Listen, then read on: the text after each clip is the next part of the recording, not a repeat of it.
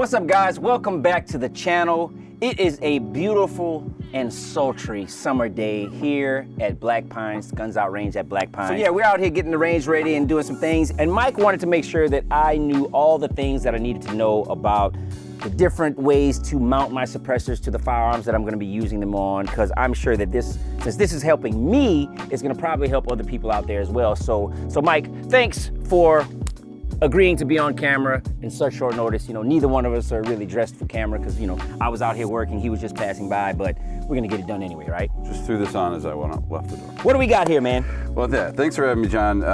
And yeah, there's a lot of information about silencers, and we get a lot of questions at Boss. A lot of the same questions over and over again. It didn't seem like there was a great place for anybody to go just kind of understand, all right, you got a silencer, now what? Yeah. What are you gonna do? Mm-hmm. So we're gonna go over all that real quick. Okay. Just to clear up a couple of common misconceptions so that you'll be good to go as soon as the cans are out of ATF jail. Yeah, no doubt. And ATF jail, like the sentencing has been lessened. Like cans are getting out for good behavior and all types of stuff, right? Oh yeah, it'll just be a couple more weeks and they'll be in your hands and new videos out with them. Yeah, no doubt. So no time at all. So the first thing I want to go over is just some common terminology so that everybody understands what we're working with. The first thing is, hear the term muzzle device, quick detach system, mounting, silencer mounts, and all kinds of things. So I just want to make sure that you understand what those are. So the first thing is, what is a muzzle device? Yep. A muzzle device this is a gun barrel. A muzzle device is any device that goes on the end of your barrel, a threaded barrel. So that would be like a muzzle brake like this. It'd be your hate brake on your other 180 brake, or any device that basically threads onto the end of a barrel. Yep. Or in this case, a silencer. That is also a muzzle device. Yes. What is a silencer mount? A silencer mount is not a muzzle device. A silencer mount is a device that screws into the back of a silencer and allows that silencer to connect to a muzzle device. Right. Or directly to the barrel itself. Really? So you can use okay, wait. What is this again? The term used? This is a mount. Okay, the mount, right? Silencer mount. And it's the QD mount. This is a QD mount. Okay. But any way that you connect a gun or a silencer to a gun is a silencer mount. So there's silencer mounts that aren't QD as well? That's right. Do you have one here? Yeah, not we do. QD? We do. Those are called direct threads. Oh, it's on the, okay, gotcha. Yep. I see. So it's just that little plate on the back of that you screwed in there. Okay, got it. Okay. So that is a direct thread silencer mount. Got it. And the mount is what usually lives on the silencer and allows you to connect it to the firearm itself. Right, that makes sense. Okay. So that's where we get a lot of confusion with, you know, what is a mount, what is a muzzle device, QD, things like that. Yeah. So that's the direct thread, and basically you just thread it directly onto the barrel of the gun. All right, just to recap real quick, we have silencer mounts, direct thread, and QD. QD meaning quick detach. Usually quick detach means that it just snaps on or it screws on and then locks or something like that, right? Yeah. And then direct thread, obviously you're screwing them directly onto the threads of the barrel or the actual muzzle device that's already on. All right, continue. So let's talk about QD systems in general. That's what we get probably the most questions about. What is a quick detach system for a silencer? Okay. So a quick detach system for a silencer comes in two parts. There is the muzzle device, now that we know what that is. The muzzle device that lives on the gun all the time, and the mount, which lives on the silencer all the time. Okay. And this basically allows you to connect the two devices together securely and then lock it down so that you can shoot it safely, and then you can quickly take it off and then put it in a different container so it doesn't have to live on the gun all the time. Right. Which is an issue if you have a very short firearm and you don't have a case that's long enough, because silencers add length. Yep. So sometimes you really want to take them off. But also another reason is if you have one silencer on a lot of different guns, in which case you would have two muzzle devices on two different guns, and then you would have one silencer with its mount, and you could quickly change between the two. Got it. So for those who don't have the luxury of buying lots and lots of silencers, and you have lots and lots of guns, and you want to share silencers, all of your guns can have one common system muzzle device. Right. And then, but your silencer can have a corresponding mount. Okay, so real quick, not all muzzle devices will be able to take the QD or the silencer mount, correct? That's correct. Right, so usually for the muzzle device to be able to take the silencer mount, whether it's QD or direct thread, it has to have the threading on the back end of the muzzle device. That's correct. It needs to be a muzzle device that is a part of a quick detach system. Got it. So for example, this one happens to be a Silencer Co. ASR. There is also Chemo, there's Griffin, there's Cherry Bomb, there's I mean, there's dozens of them now on the market, and they're all pretty good. And you can use pretty much any one you want. But what's important to note is that your muzzle device and your mount are part of the same system. Yes. For example, you can't take a Chemo mount and put it onto a Silencer Co. muzzle device. They're not compatible. Yeah. So whatever system you go with needs to be consistent among all of your weapon systems and Makes silencers. sense. That's the important thing. That's a question we get a lot. Right. People are like, hey, can we mix and match? No, unfortunately you can't. You have to really have a consistent system for all of your weapons. Unless you're going to change silencer mounts on the back of the silencer. Correct, yeah, you can change your silencer mount. So if you want to have, some silencers for some guns, you can do that.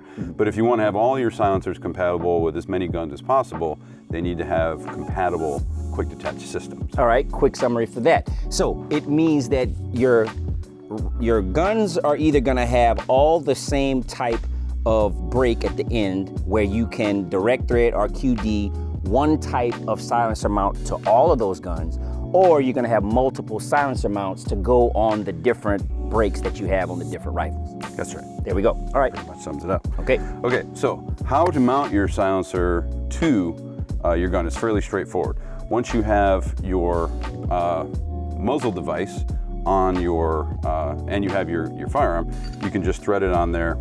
Now, what's most important is that you thread this on and use some kind of a thread locking compound. We include a set of high temperature rock set with all of our models. You can do that. There are other high heat brands, but what's important is that before you actually use your silencer, that for the ones that are going to live on the gun like this one, is that you absolutely must use a high heat thread locker and let it sit overnight and let it cure, and that way you're absolutely guaranteed it's not going to come off during use. Okay. I think I said before, one of the biggest reasons why silencers fail, if not the only reason, is they come out of alignment from the gun.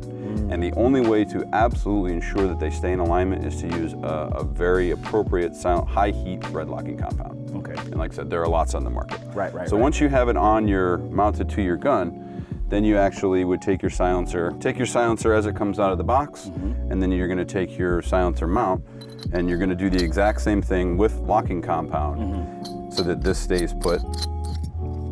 And then you leave it sit overnight and make sure that it's actually secured, and then you can take it and mount it directly to your firearm and lock it down, and it's ready to shoot. Right. And that's it.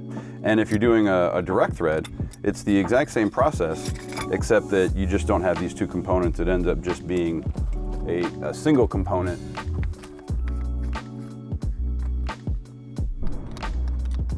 I hand tightened that one myself, actually. No wonder I have to, it's on there real good. You're gonna need a tool to get that off. I need to work out more, I guess. So, here, hold that. Yep.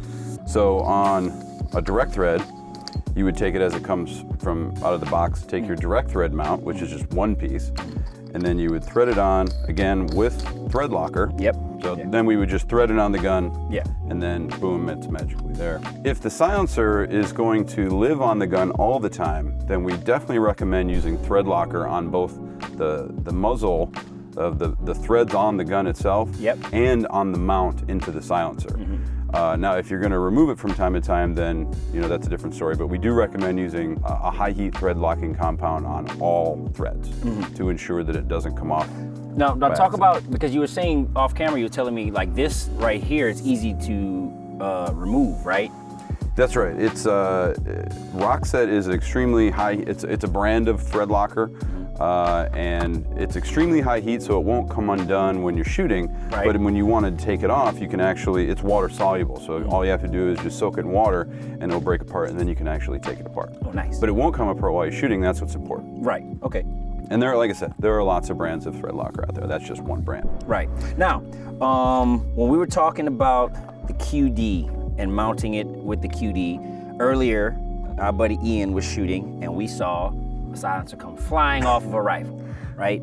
Let's talk about that real quick while we were on that particular topic. Do you have that? You do have it right there, the crush washer. All right. I'm so glad you mentioned that. So Now, the failure on that, and we won't mention any brands there. We'll just call it an Ian brand. An Ian brand. Yeah, it's probably like a P80 rifle. Yeah, because it's a good brand, and sometimes, most of the time, when silencers fail, it is user error. Okay. And that was the case here. So what happened in that case is the QD system wasn't fully engaged with the firearm, and that happens from time to time. We won't give many shit like that.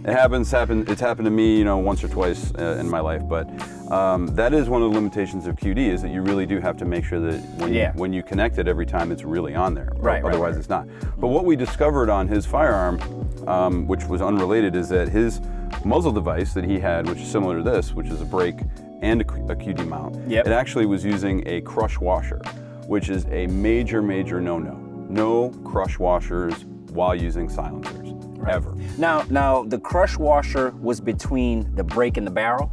That's correct. Okay. Yeah. So he had the crush washer, the brake, and then he had a QD system to attach the suppressor. That's right. So, and I can demonstrate that exactly what was going on. So, he had the barrel, he had the muzzle device, which was also a brake, and then in between he had a crush washer. Yep. Now, in a conventional, like a birdcage flash hider, A2, or any kind of just standard muzzle brake, using a crush washer is just fine, because it allows you to clock it in an orientation that's appropriate for the gun. So when you have a brake, you want the brake ports to be 90 degrees, and that's fine to use. But the problem is what that does is induces a slight bit of cant to the alignment. Now, that's fine on something that's only 2 inches long, right, and usually overboard, but on a silencer that's 6, 8 inches, 10 inches long, you must absolutely maintain concentricity, and those crush washers don't allow you to do that. Got it. They actually make it tight, and what ends up happening is the angle of the threads is what really maintains it, the angle to the barrel, and instead of the shoulder, which is really what you want to use. Gotcha. Do me a favor and define concentricity. So concentricity is when two lines are in plane with each other in both an X and Y. So here, I'm going to demonstrate this. So when these are perfectly in line with each other from both sides, they are concentric to each other. When one of them is at an angle, this is dramatic. This is a dramatic view. Definitely dramatic. This is not concentric. Yeah, that's a baffle strike waiting to happen. Yeah, this is a not aligned silencer. Okay. You want it to be as aligned as perfectly in line with the barrel as possible. Right. So that the barrel, the silencer just becomes an extension of the barrel. And so that's the concentricity you were talking about. That's right. Yeah. And so Ian's silencer did not have concentricity. And so what made the silencer fly off? The gas, the projectile, both? In this case, it actually coincidentally was not that. It was not because he was using a crush washer. Because he was using a silencer with a very, very large bore. It was a 46 caliber silencer, so on a 5.56 he had lots of room. But if he were using a 5.56 silencer, he almost certainly would have had a baffle strike because of that alignment was not perfect. Right. Because of the crush washer. And guys, a baffle strike, in case you don't know what a baffle strike is, that means when the projectile coming through the barrel actually hits the barrel or hits the silencer as it's coming out. Yeah, it hits the baffles inside of the silencer because it's not perfectly aligned or concentric. There you go, concentricity. So in addition to using thread locker, the one thing that we do recommend, it's not required, especially if you do everything right, it's not required, but if you're not quite sure if you have concentricity or perfect alignment, you can always pick up an alignment rod. Right. And alignment rods are made for your specific caliber of the gun you're using. If you're using an AR-15 and 5.56, you get a 5.56 alignment rod, 308, et cetera, et cetera. Yeah. And what that does is it allows you to know for certain that the barrel is in perfect alignment with the silencer, because the alignment rod will actually stick out of the silencer and it will be perfectly centered on the exit port. Yeah. And as long as they're perfectly centered, then you know that you have perfect concentricity. Right. Okay. Now let's talk about the what was it? Is it alignment rod? An alignment rod. Yeah. Right. Right. So that's one way to test. Let's go over the ways to test for that alignment. That's the only way. That's the alignment rod. Yeah, that's the only way to know absolutely for sure is to use a precision alignment rod that was meant for it. So the other non-official ways we don't want to discuss. Send it. That's the other way, which we don't recommend. You know, a lot of people do that, but well, I thought we took the upper off, right? And when you take the upper off, and you can look down, right? With the light shining through, is that not? What you're talking about is the calibrated eye method. I like how official you made that. As a machinist, so we call it the calibrated eye. Okay. It is not an official scientific measurement, but you can use it. I've been doing it long enough where I can usually tell. Right. But we do not recommend that as your official method. We definitely, if you're really not sure and you really want to be extra careful, get yourself, invest in an alignment rod. You can use it on any gun with that caliber, and it's worth the money. How much does an alignment rod cost? Usually about $80-$90. Oh wow, that's expensive for a piece of metal stick. It's precision. It has to be perfectly straight. So it's not just a metal bar. It is actually perfectly straight all the way down, and it's usually several feet long. So Geisley makes one, that's what we use, and other precision machinists that do gunsmithing products, they also make them. But it's an investment, but if you're gonna invest, upwards of $1,000 for your silencer, and Lord knows how much for your gun, and you're gonna have lots and lots of silencers, it's worth it. Yeah, and your safety and your life. Because a baffle strike could be painful, from what I hear. It also does make sure that your silencer operates properly. So even if you're not gonna have a baffle strike, if you get unevenly, if the bullet gets slightly closer to one side than the other, you could induce some point of impact shift. So because just the way that the ballistics inside the silencer works. So you really want it to be perfectly in the middle. Yeah, it's directional. It's that gas is blowing that projectile in the direction of which it's aligned. Exactly. So, yeah, makes sense. So it's good for a variety of reasons. Alignment rods are very good tools. All right. So once you have your silencer mounted properly, you've decided on QD versus direct thread, and you know what you're going to use, and you've let it sit overnight with your thread locker, and now you're all excited, and you're going to come back out here to the range, you're going to start shooting. Right. Now what? So obviously safety is number one. You're an expert when it comes to firearms. You know all about gun safety. I don't have to tell you that. But what you might not know is just how incredibly hot silencers get when you use them. Oh, I've learned the hard way, actually. And so have I. So managing the heat of the silencer is definitely something you have to consider forever, basically. Now, and I'll tell you what happens if you don't, and this happens at our demos, is when you put a hot silencer on a nylon tablecloth, this is what ends up happening is you get all of that melted nylon, or really anything you touch to it is going to melt and leave that behind. Even skin. Especially skin. So when you get your silencer hot, you definitely have to think ahead of how you're going to manage that heat, because you can't just throw it in your gear bag. It's going to melt and burn everything. Yeah. So what you need to do is, if you have a QD system and you plan on taking your silencer off at the end of the day, get yourself one of these hot mitts. This one's made by Armageddon Gear. There's lots of brands out there. And as soon as you take it off, you can put it in here. It doesn't matter if it's piping hot. This is like you can actually use this to take it off. You can, and then you take it off and you zip it up. This is like a super high heat oven mitt, right? Oh, nice. And you can take it off that way, and then you can just leave it in there, zip it up, and it's not going to burn or melt anything. If you want to do the same thing while you're shooting, you can get yourself one of our covers, or any number of covers that there is made. It's actually the exact same material on the inside, and this is useful if you're shooting really long range and you need to manage that heat coming off the barrel.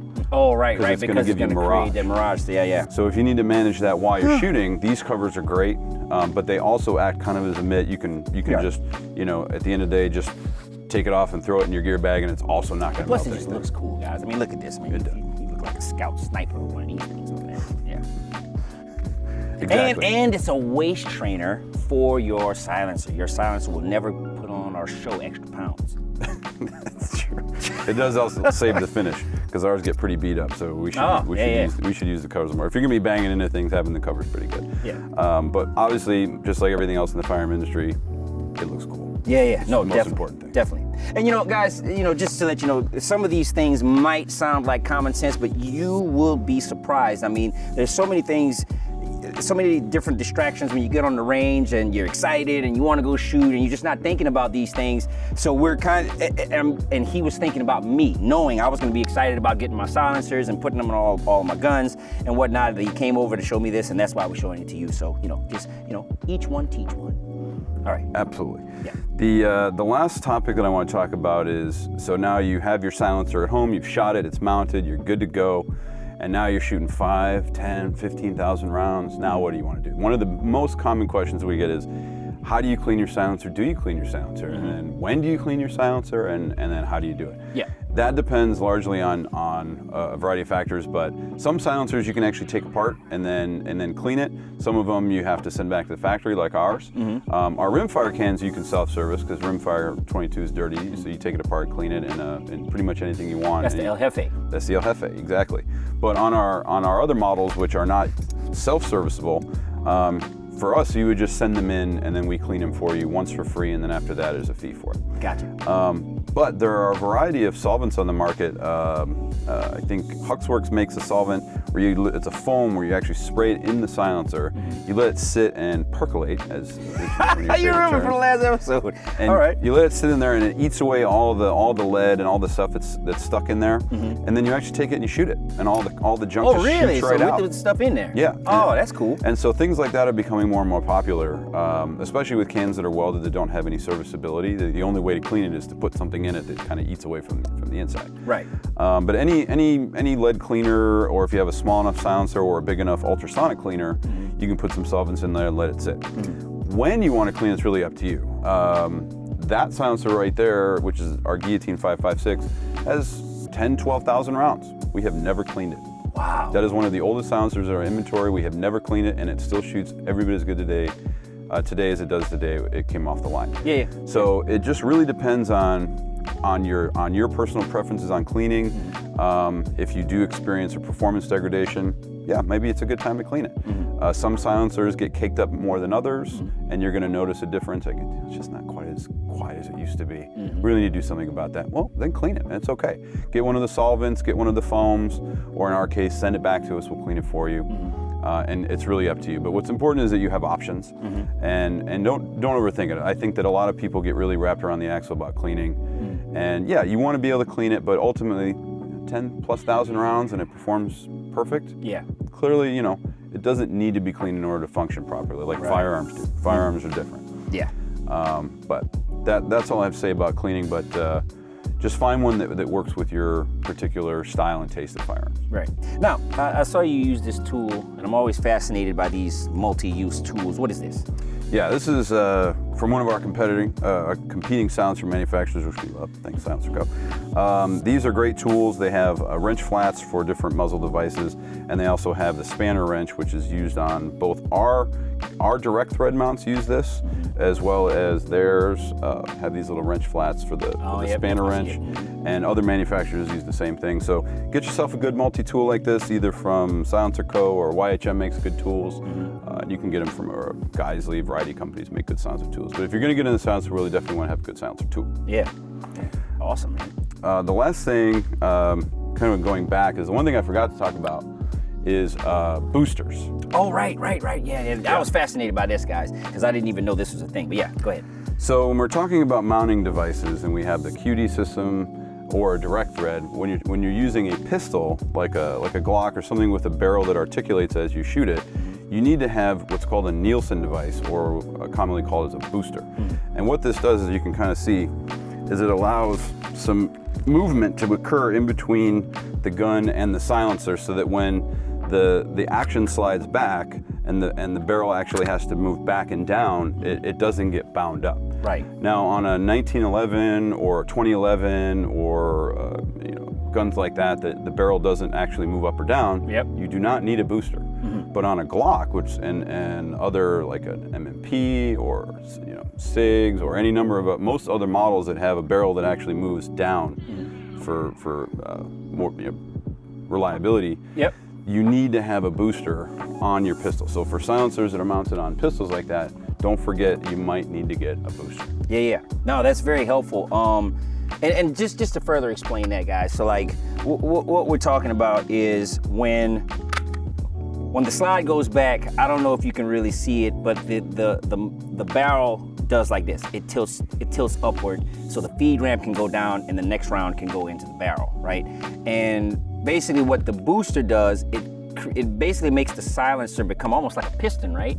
It really is a piston. Yeah, there you go. Almost like a piston. Spring-loaded. So that way it doesn't disrupt the function of the pistol and the barrel to go down, let that feed ramp make contact with the next round, load it into the chamber. It basically keeps it running as it should be. Because the alternative would be what, like failure to feed, right?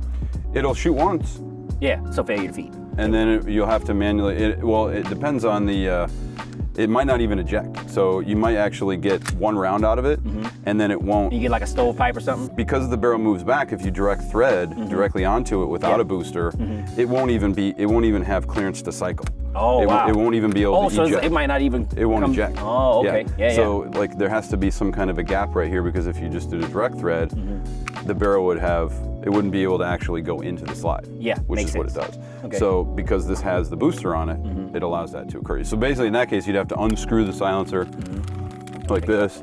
You'd have to reload, and then right. Oh, that would be do that. pain. And that's that. Yeah. And we've done it, but it's annoying. Well, we don't want to be annoyed, guys, when we're shooting our silencers. That's for sure. All right. Anything? Any saved rounds? Anything we left on the table? I think you're all set. I think you have all the tools to get your boss cans ready to go on your rigs safely, reliably, and for good.